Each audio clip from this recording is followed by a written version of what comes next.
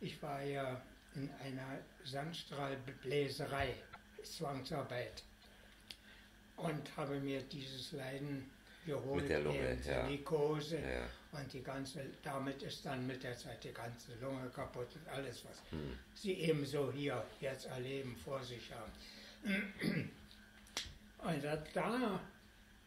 während wir dort Kartuschen zum Beispiel, Sie wissen, was das ist? Nee. Gott sei Dank, dass Sie es nicht wissen. Sind die äußeren Hüllen eines Geschosses. Aha, ja, Nicht? ja, ja. Und dieses Metall musste, bevor es weiterverarbeitet wurde, geblasen werden, aufgeraucht oder wie man das Ja. nennt. Ich weiß auch, so klug bin ich auch nicht, aber es gab auch andere Sachen noch, weiß ich, Flugzeugteile zum Beispiel, Kleinmetalle, die eben bearbeitet werden mussten. Und das war eine Sandstrahlbläserei, Ja, ja. wo man am Freistrahl gearbeitet hat. Ja. Nicht?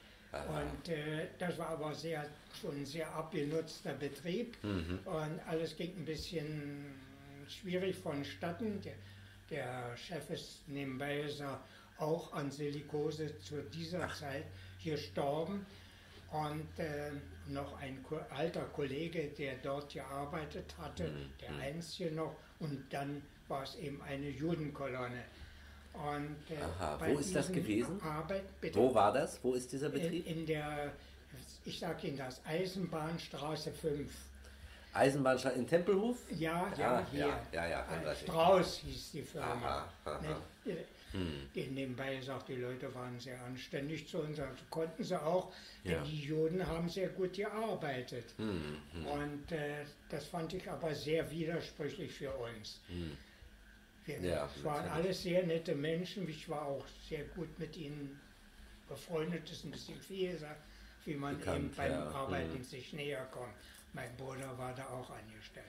Und das Auch war, in demselben Betrieb, ja? darum bin ich da, habe ich ja jetzt ja gesagt, dass ich da hinkomme. Ich hatte ja keine Ahnung, dass man davon krank wird. Leider nicht. Ja, also ich hatte immer Glück, wo ich hingekommen bin ich immer gut mit den Menschen, auch von den Chefs gut behandelt worden. Ich konnte arbeiten Ja. und aber dann setzte leider schon die Folge nach kurzer Zeit ein, meine Luft wurde immer knapper. Also die Vorboten von Silikose. Ich hatte aber keine Ahnung, dass es das ist. Ja. Nicht? Inzwischen weiß ich, dass das ein chemischer Vorgang in der Lunge ist, dass die kleinen Kämmerchen der Lunge setzen sich voll Ja. und gehen eine Verbindung ein und werden sozusagen zu Steinen. Darum sagt man wahrscheinlich auch Steinlunge. Ja. Auf jeden Fall ist das ein Vorgang, der sich, sagen wir mal, jahrelang hinzieht. Also 2 Jahre sagt man wohl, und dann ist es so ziemlich verbraucht da, was da. Jedenfalls ging es auch schon los in der Zeit, wie ich noch denn ich konnte die Treppen sehr schwer. Ach ja. Das weiß ich ja, deshalb. Ja.